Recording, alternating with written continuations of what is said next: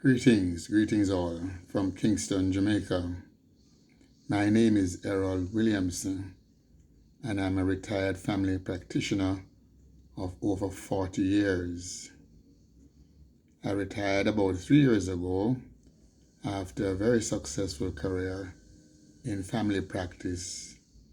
I also did a course in obstetrics and gynecology at the Victoria Jubilee, so we were pretty well qualified at resident status in obstetrics and gynecology. So, my talk today is going to be roughly about compassionate care in family practice.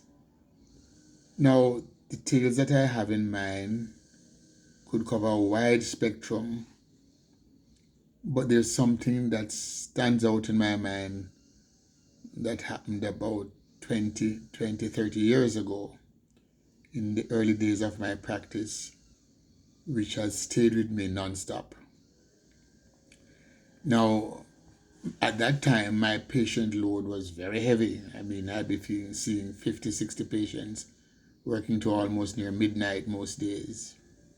But along came this lady, called her Miss Jane, who had a problem in her abdomen, and on palpation, she needed an ultrasound.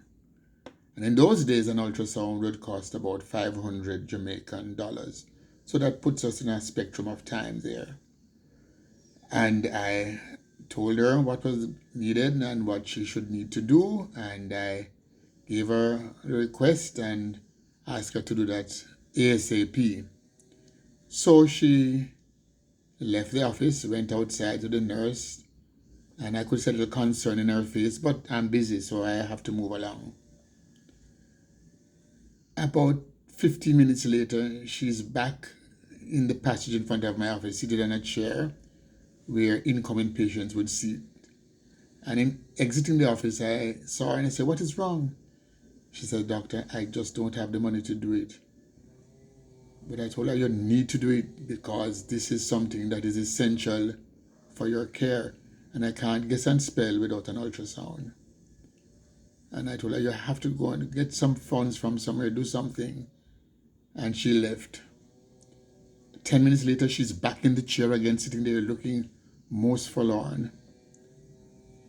So I said to her, "What is happening? Can't you get the money anywhere?" She said, "No, doctor, I can't." Now, at this stage, your income is important. It's early days, a lot of expenses, family growing. But I had in my pocket, that was my gas money for the day, $500. And just instinctively, without regard to consequences, I took it out and I gave it to her and I said, "Go and do your ultrasound. You need it more than I need this." She smiled and left and went to do her ultrasound. So I'm working along. And the case I had after that contact was a lady from England who spent 9 hours in a plane, fingers got swollen, wedding band was stifling her finger to death. I cut open the wedding band, removed the finger, to grateful cheers. Patient was so happy. She paid her a hefty bill and came back in, touched me on my chest and said, "Doctor, this is for you." And she put something in my pocket. No, normally when a patient does that, I don't look at it. I thank them very much, whatever it is, big, small, or whatever. It could be a note, a thank you. I don't look at it. I left it there. So at the end of the day now, we are doing our reviews and doing our notes and writing up. And I went into the pocket to see what had happened. And there was the $500 that I had given the lady to go and do her ultrasound. I was absolutely shocked. I went into my office and sat down, not being overtly religious, but at this moment, something struck me. This was instant return of what I had given without a second thought, and had decided that that money wouldn't be mine and would have helped somebody. And it was returned to me in the blink of an eye. It has stayed with me for 20 odd years, and I think of it every time.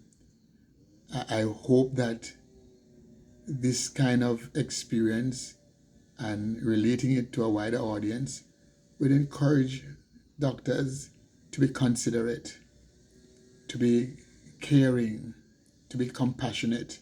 And it's not always about the fee. And sometimes there's a greater force looking around, judging our actions, and taking care of us. And this greater force really struck me as being something operating in that environment. And I consider that another example of caring, compassionate care in general medicine. Thank you, and all the best to our group.